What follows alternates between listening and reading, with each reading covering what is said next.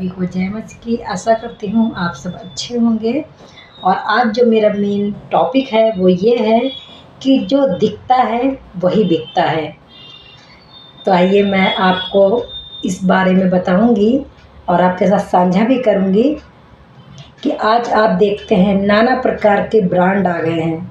आप जानते हैं अगर कपड़ों का भी ब्रांड होगा तो जैसे उसमें टैग लगे होते हैं, जारा कंपनी है, गुच्ची कंपनी है, बहुत सी ऐसी कंपनी है ब्रांडेड। सब्जियों में भी टैग लगे होते हैं।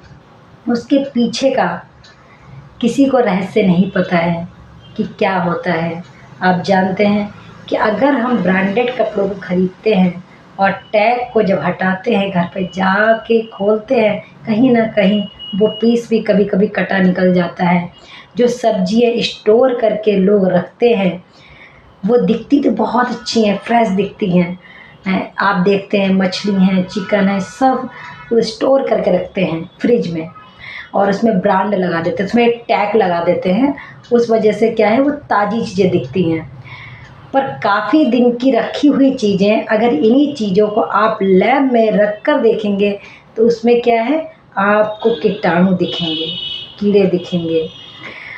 क्योंकि ब्रांड कोई चीज़ को छुपाने के लिए उसमें टैग लगा देते हैं, लेबल को लगा देते हैं। आप जानते हैं कि जैसे हम सारे लोग यात्रा करते हैं, ट्रेनों में जाते हैं, ट्रेनों में जो पानी की बोतल मिलती हैं उसमें क्या होता है कि कभी कभी आपने देखा भी होगा, न्यूज़ में भी देखा होगा, हर जगह सुना भी होगा कि लोग क्या करते हैं, बिजनेस करते हैं। जो हम लोग पानी पीकर बोतल को फेंक देते हैं, डिस्ट्रॉय करके ही फेंकनी चाहिए और बहुत से लोग ऐसे ही फेंक देते हैं। बहुत से लोग क्या है, फ़ायदा उठाते हैं, उन बोतलों को भर लेते हैं, कैसे भी पानी से भर लेते हैं। वो गंदा है कैसा भी, हमें नहीं पता कैसा पानी लोग भर रहे हैं। उसमें क्या है, लेबल को लगा के, ऐसे मशीनें भी हैं, सब 2 नंबर का काम होता है कि वो लोग ऐसे लेबल उबल लगा के, ढक्कन वक्कन लगा के फिर दोबारा से वो बसों में या ट्रेनों में दे देते हैं। ये रहस्य है। और जब हम प्रभु में आते हैं तब प्रभु छोटी छोटी बातों को हमारे जीवन में दिखाने लगता है कि क्या सच है और क्या झूठ है।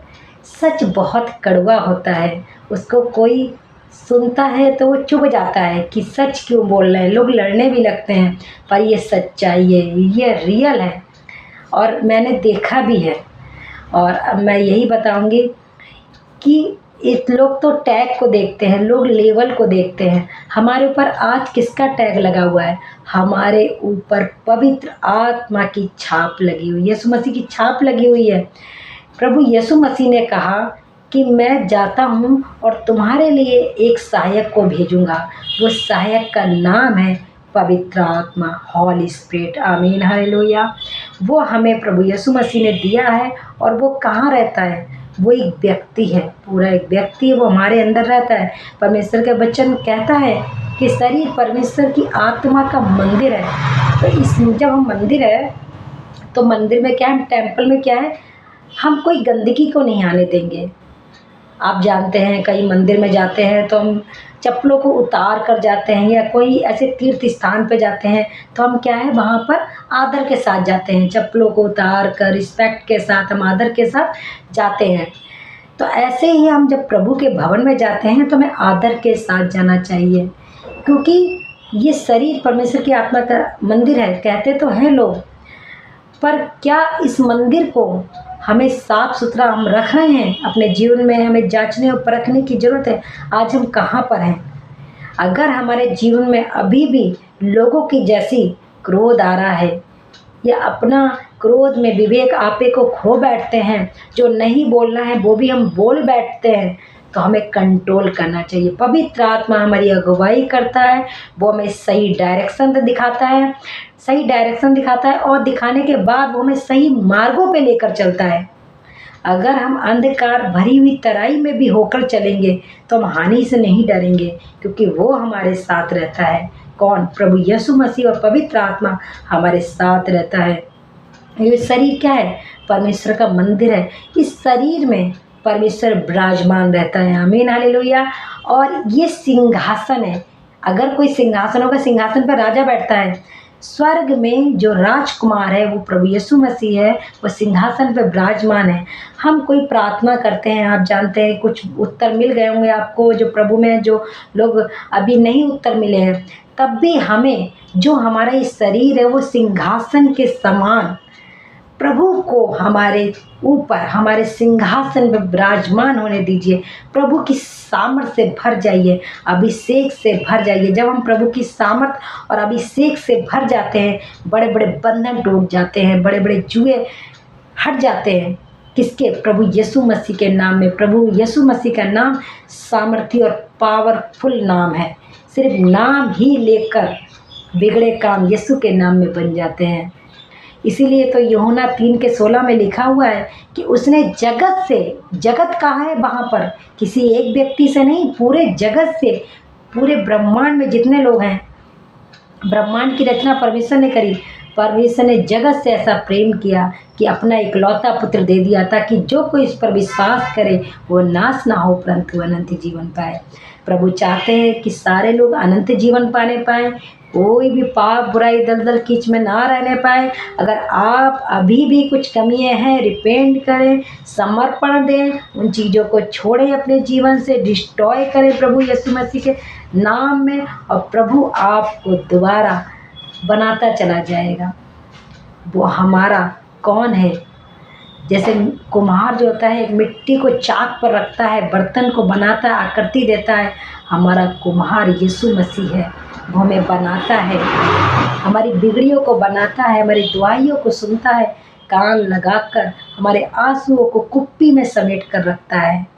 वो कुप्पी सोने की स्वर्ग में है, समेट कर रखता है। आपके आंसू व्यर्थ नहीं है। जितने लोग आप सुन रहे हैं, मैं यही कहूँगी मेरी प्यारी बहनों, भाइयों, बुजुर्गों, बच्चों, जितने लोग आप वीडियो को देख रहे हैं, कि हम पर ब्रांडेड जो टैग लगाया है वो प्रभु यीशु मसीह ने लगाया है। हमारा जीवन शायद हो सकता है नाश हो जाता है, आज हम जीवित हैं तो ये भी परमेश्वर की महाकरुणा का प्रतिफल है, प्रभु की दया ही तो है। जब तक हम मर मिटने गए, कितने लोग होंगे आज नहीं होंगे इस दुनिया में। प्रभु के साथ मिलकर हम जो प्रार्थना करते हैं, प्रभु उनके परिवारों में शांति, तसल्ली, हिम्मत देने पाएँ। जो टूटे बिखरे हुए प्रभु, हताश से, निराश हैं प्रभु, उनको दोबारा से जोड़ने पाएँ प्रभु, उनको बनाने पाएँ, उनके अंदर हर बुराई डिस्ट्रॉय हो जाए। आप देख रहे हैं भारत देश में घूसखोरी, नशाबंदी, पॉलिटिक्स, धामलेबाजी बहुत है। हर जगह आप जाएंगे, हर क्षेत्र में रिश्वत चलती है। नौकरी के क्षेत्र में रिश्वत दोगे 15,000, तब और कोई गारंटी नहीं है।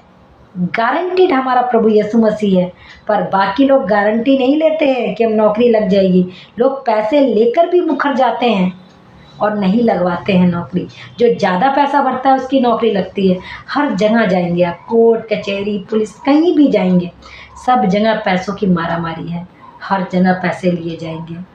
पर प्रभु यीशु मसीह ये कहता है कि अपने हृदय को मेरे लिए खोल दो, मैं इसमें आना चाहता हूँ। इसलिए प्रभु की एक आराधना सॉन्ग भी है, मैं द्वार पर खड़े होकर खटखटाता है, खोल दिल का द्वार, यीशु आना चाहता है, खोल दिल का द्वार, यीशु आना चाहता है, वो आना चाहता है, वो आना चाहता है। आमीन, हालेलुया।